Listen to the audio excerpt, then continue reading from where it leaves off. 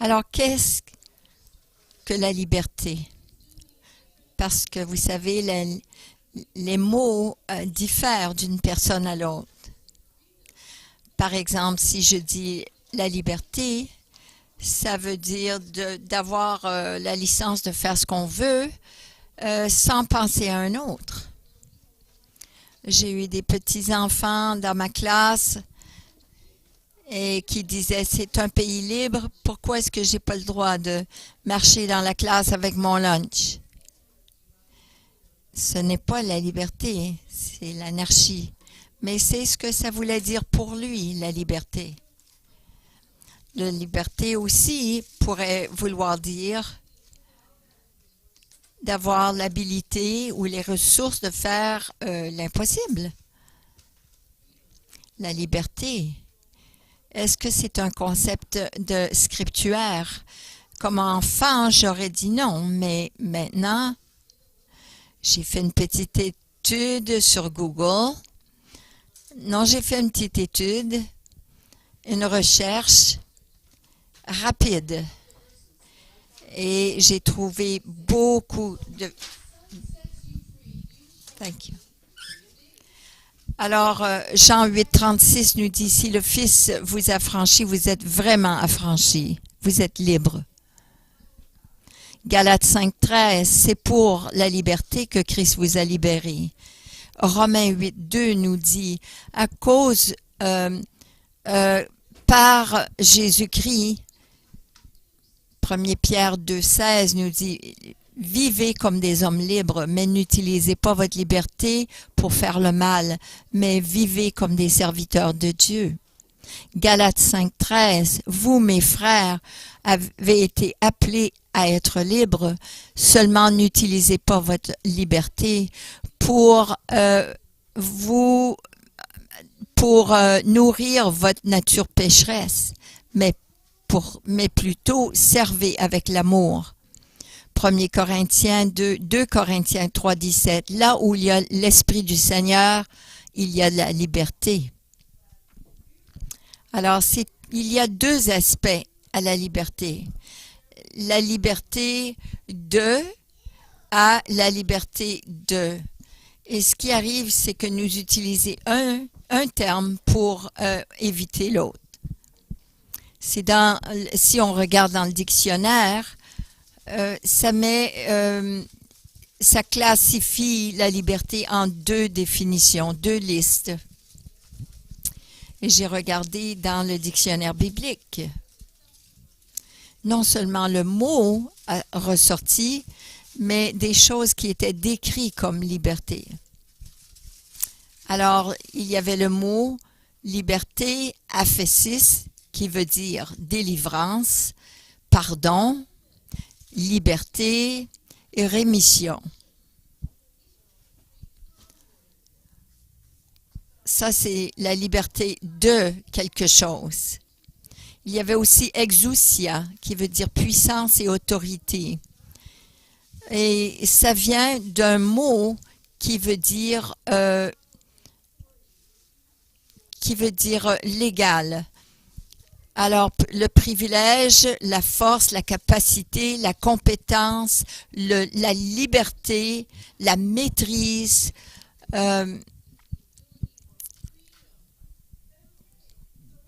sur quelque chose ou de quelque chose. Et c'est là où j'ai la liberté de. Ça veut dire aussi la maîtrise, comme super-héros, comme un super-humain. Et ça veut dire aussi une influence qui a été déléguée. Alors, nous avons les deux, la liberté et la puissance que Dieu nous a donnée. On ne pense pas d'être libre simplement des chaînes qui nous retiennent, mais de la puissance pour faire des choses. Alors, on a les deux définitions de la liberté. On a la liberté de l'oppression et de l'esclavage, et nous avons aussi la puissance d'agir. Par exemple, une personne qui a été libérée de la prison a reçu sa liberté. Mais ce qu'il a besoin maintenant, que cet même individu est en dehors des barrières, ce qu'il a besoin maintenant, c'est la juridiction, la force ou les ressources dans cette liberté de se bâtir une nouvelle vie et se ressourcer. Ce n'est pas la liberté à moins qu'on puisse faire les deux.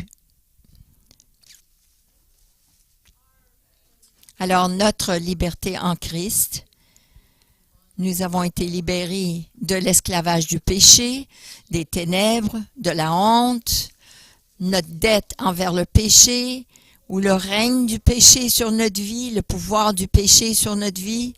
Mais ce qui est d'intérêt très particulier pour nous, et c'est en relation avec ce que Pasteur David nous a enseigné dans les semaines dernières, c'est d'être libérés de cet esprit d'orphelin. Nous avons été libérés de cela, mais nous avons été libérés pour quelque chose, pour danser, pour chanter, pour louer. Nous avons été donnés le pouvoir de utiliser notre liberté pour vivre comme des serviteurs de Dieu.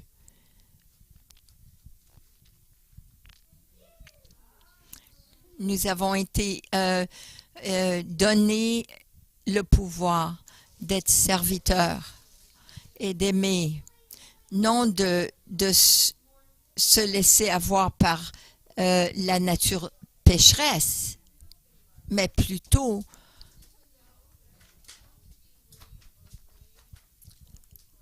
non d'être inquiet, d'avoir peur. On m'a donné la puissance, on m'a donné la liberté de dormir dans la paix, paisiblement. On a la liberté de vivre en communauté et de marcher dans l'amour les uns envers les autres.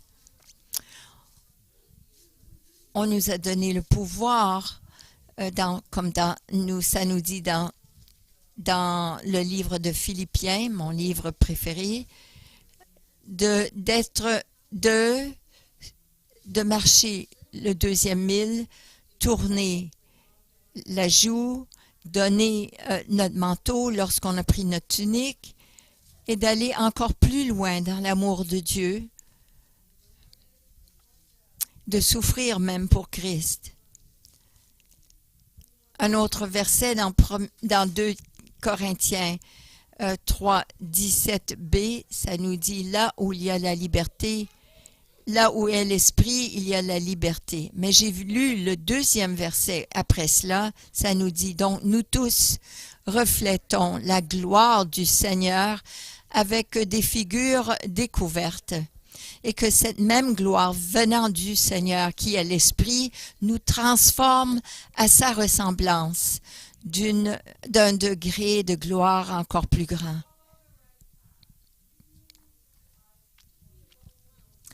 Et ça m'a pris quelque temps de voir la connexion entre cela, ces 2 versets. Entre là où il y a l'Esprit de Dieu, il y a aussi cette liberté. Et le verset qui dit « Refléter la gloire de Dieu avec des figures découvertes ». Qu'est-ce que cette liberté me permet de faire? Alors nous tous reflétons la gloire de Dieu comme des figures découvertes. Je crois comme enfants de Dieu, on doit tous refléter la gloire de Dieu. Comment est-ce que le monde peut nous voir donc? Je peux refléter quelque chose que ça reflète. Si je reflète, ça ressemble exactement à l'image que je reflète. Mais la seule façon que je peux vraiment refléter, c'est avec une figure découverte. Et qu'est-ce que ça veut dire? Qu'est-ce qu'on devrait être en train de faire pour refléter cela? On devrait être transparent, c'est ce que ça veut dire.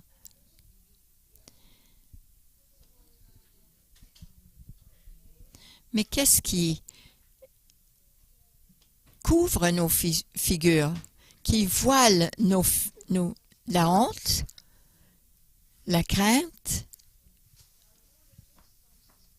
Qu'est-ce qui nous empêche de refléter la gloire de Dieu? Le manque de pardon? Le péché? La compétence?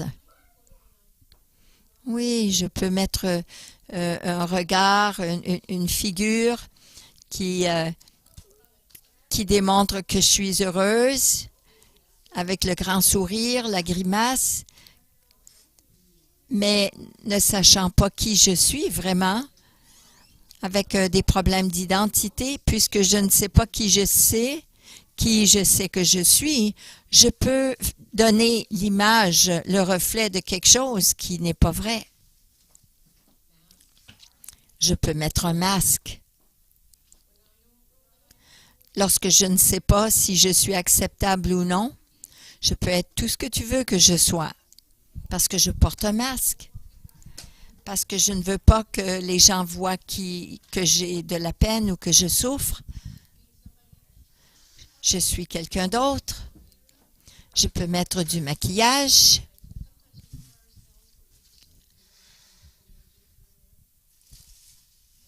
Du maquillage qui embellit. Parce que je ne suis pas vraiment à la hauteur des choses.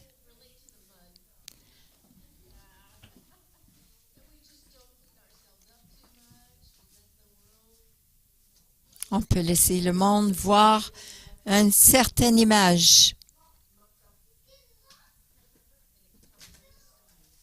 Et ça devient notre déguisement.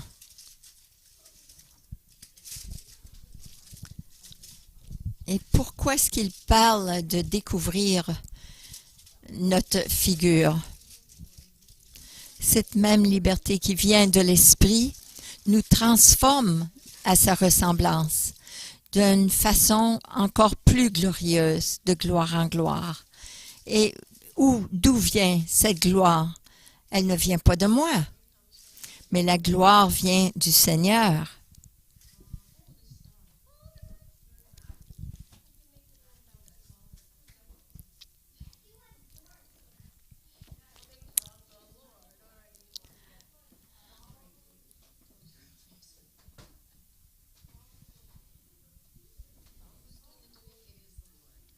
Et c'est qui fait cela? C'est le Seigneur, l'Esprit de Dieu. Ce n'est pas notre bonté, nos efforts ou notre comportement correct parce qu'on est bon. Mais qu'est-ce que cette gloire nous fait de nous? Ça vient du Seigneur qui est Esprit, nous transforme dans son image, nous transforme à sa ressemblance. Nous sommes transformés. Et transformer veut dire beaucoup plus que le comportement, changer de comportement. Je peux agir comme si je ne m'inquiète pas, mais je m'inquiète quand même. Je peux faire mine, mais ne pas être. Tellement de choses. Mais la gloire de Dieu est disponible pour nous transformer. Ne prend pas d'effort de notre part. Ce n'est pas la même chose que de faire un effort pour changer de comportement. Alors, quels bénéfices viennent de se découvrir? Ça permet à Dieu de nous transformer.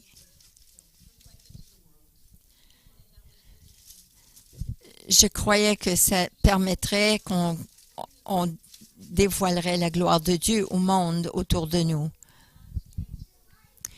Mais c'est de permettre la force surnaturelle de Dieu de nous travailler, nous transformer, nous changer, nous, à l'intérieur de nous.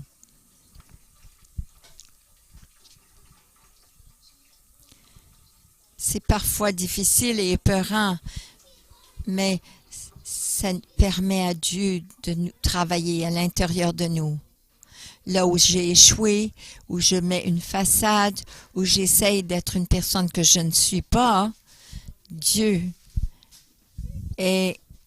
travaille en moi pour me transformer. Alors, j'aimerais partager de cette semaine, parce que cette semaine a été vraiment un défi pour moi. Et parfois, nos voiles viennent pas des autres, mais sont à l'intérieur de nous. On se trompe nous-mêmes. Je suis dans une situation que dans mon travail de l'heure du dîner, il est requis pour moi, pour mon emploi,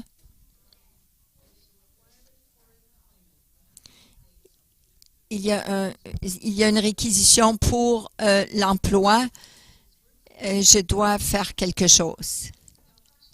Et tout le monde qui travaille là a été pourvu le moyen par l'employeur.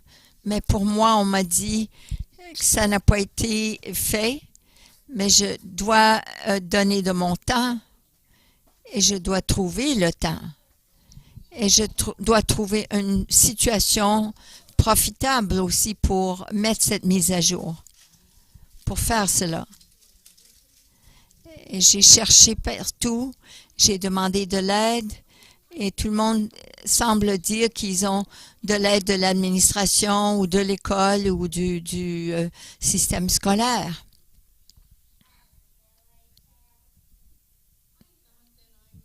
Et je croyais que j'étais une personne qui était calme. Je me croyais comme non un orphelin, mais que j'avais mon identité en Christ. Mais aller au travers de cela et faire face à cela, je trouve que je ne suis pas libre de aucune de ces choses. Je peux être difficile.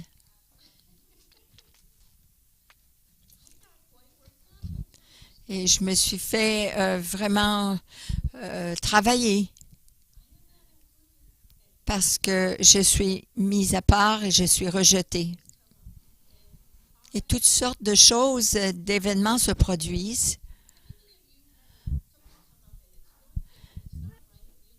Avez-vous déjà vécu cela? Et vous avez dit, OK, je lâche tout. Et la journée d'après, peut-être c'était un petit peu trop brusque, c'était pas vraiment ce que je voulais faire.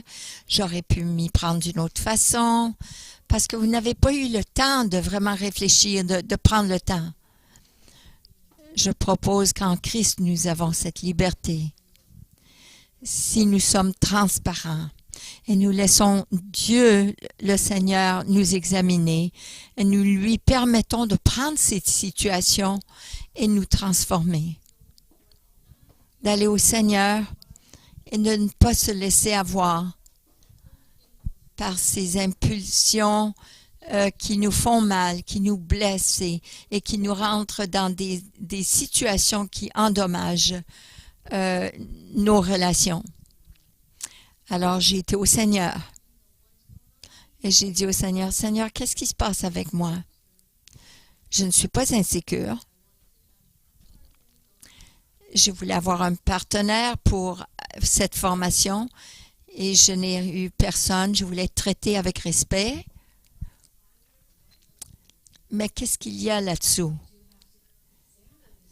Et je dois examiner cette situation à la lumière du Seigneur pour me dire, Seigneur, est-ce que vraiment tu es en train de me déplacer dans quelque chose? Peut-être ce n'était pas une attaque sur ma valeur. Mais seulement lorsque je permets au Seigneur de m'examiner, que je puisse faire le tri de ce qui se passe, ce qui se produit réellement. Est-ce que je suis libre d'être sans emploi, encore une fois? Alors dans quel but est-ce que Dieu nous a libérés et nous a donné cette puissance? Nous avons l'Esprit du Seigneur. Cet Esprit va nous guider nous rendre épanouis et nous aider, nous donner puissance de faire l'impossible. Des choses impossibles comme changer, d'être transformé dans notre caractère, d'être libre de toute prétence et de performance. Et vous savez, ça, c'est presque impossible. Que je sois dans une situation, que je sois abaissée, et de ne pas laisser cela briser ma vie, mais plutôt de dire, Seigneur, je suis libre de faire face à cela. Je suis libre de changer, d'être transformé en caractère. Je suis libre de toute prétence, de toute performance. Et cela, c'est probablement des masques. Je suis libre d'aimer les gens qui sont irritants et blessants. Je suis libre. Est-ce qu'on veut être libre pour faire cela? Je suis libre de donner avec sacrifice lorsque c'est un sacrifice. Je suis troublée, vous savez. Vous connaissez, vous voyez les annonces de Orangina, l'orange qui roulait en bas de la côte, et puis là, on voyait cette paille qui était dans cette orange, puis on buvait de cela. Je n'aime pas ça je suis forcée à donner, qu'on met de la pression pour donner.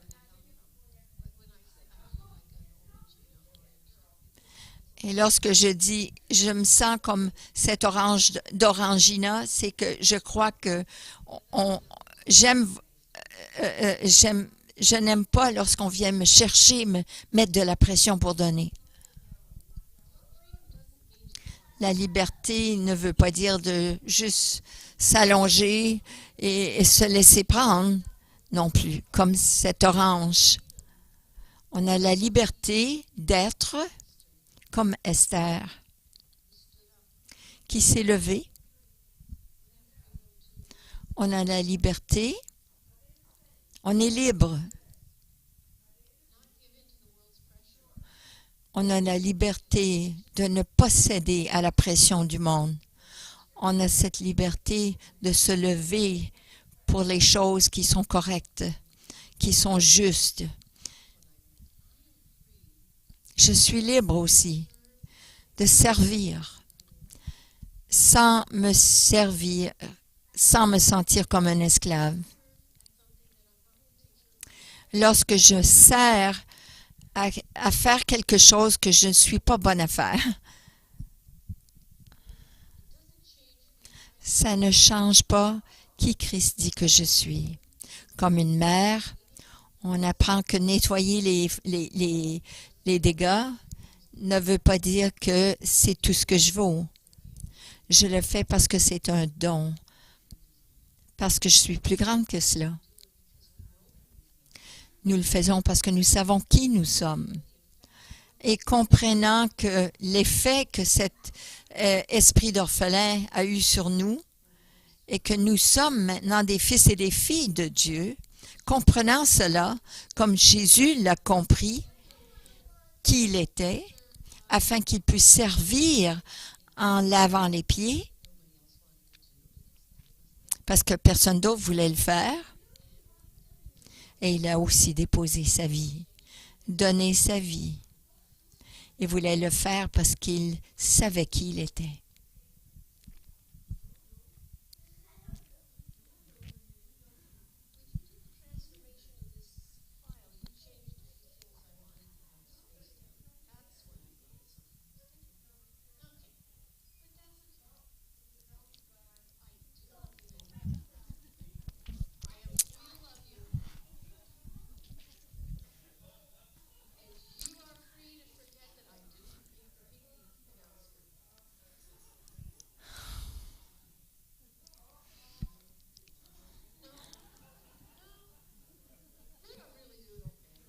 Alors,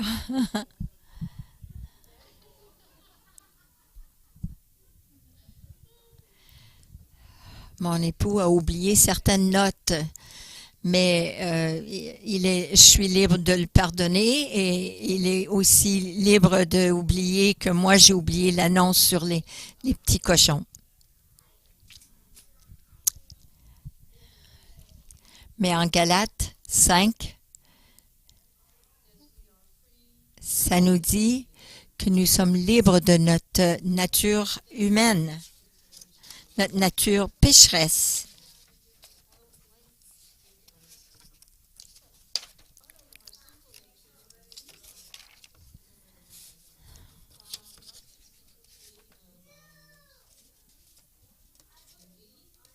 Dieu m'a parlé sur l'envie, la jalousie, l'ambition personnelle,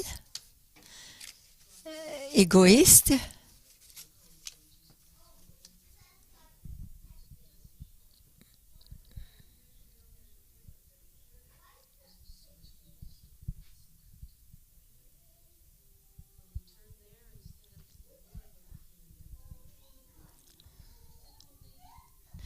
la nature pécheresse. Voilà les choses dont nous sommes libérés. Mais nous sommes libres de cette nature pécheresse. Mais nous sommes libres d'être aimants, joyeux. Dieu a fait tellement de choses pour nous afin qu'on ait cette paix, même au travers des tempêtes, les choses houleuses. En Christ, nous sommes libres pour être patients, libres d'être patients, d'être gentils, d'être bons.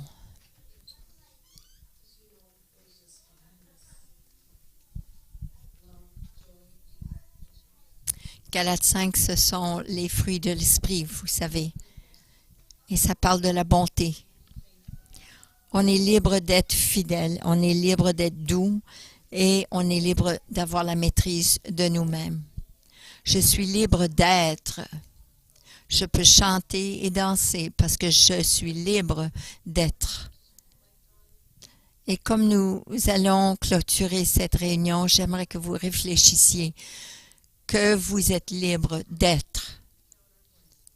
Je ne veux pas vous empêcher de compter vos bénédictions et de voir tout ce dont Dieu il vous a libéré de beaucoup de choses, mais il vous a libéré pour beaucoup de choses aussi. Et j'aimerais que vous réfléchissiez là-dessus cette semaine. Je suis libre, moi, de trier les choses et prendre une bonne décision si je vais continuer cet emploi ou non.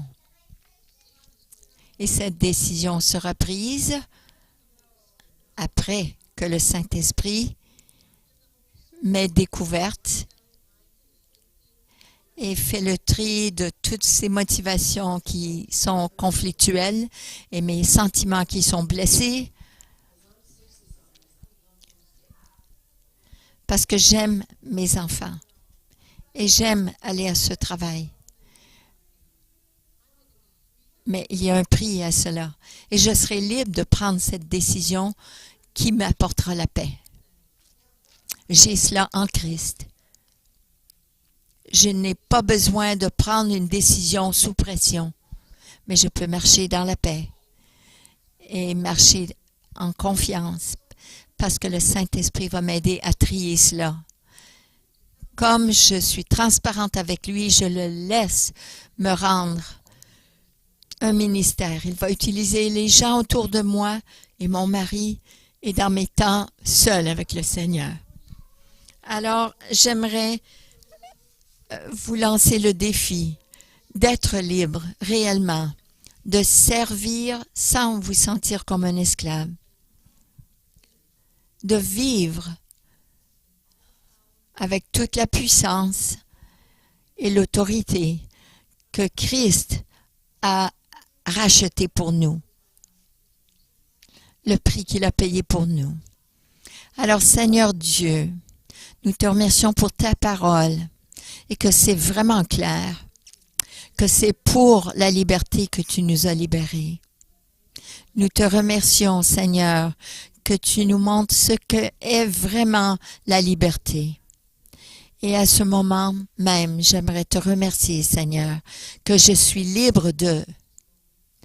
Et prenez un moment pour réfléchir. Qu'est-ce qui pour vous, le Seigneur vous libère? De quoi il vous libère?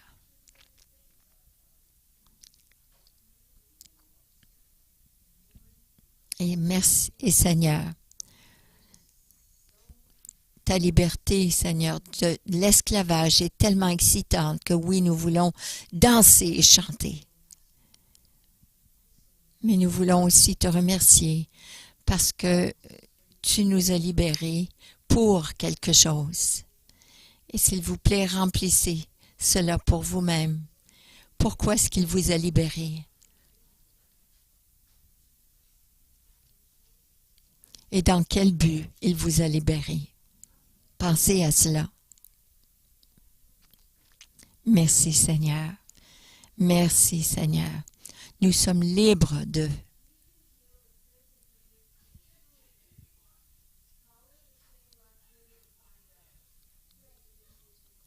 Comme individus, nous sommes appelés à la liberté. Nous sommes appelés comme communauté à vivre en communauté. Nous sommes libres de faire cela. Alors je vous invite à cela. Nous avons du café qui sera servi. Alors je vous invite à prendre votre liberté, de partager, encourager les autres, bénir les autres, vous introduire à quelqu'un et prendre le café ensemble et honorer le Seigneur en ce jour, ensemble.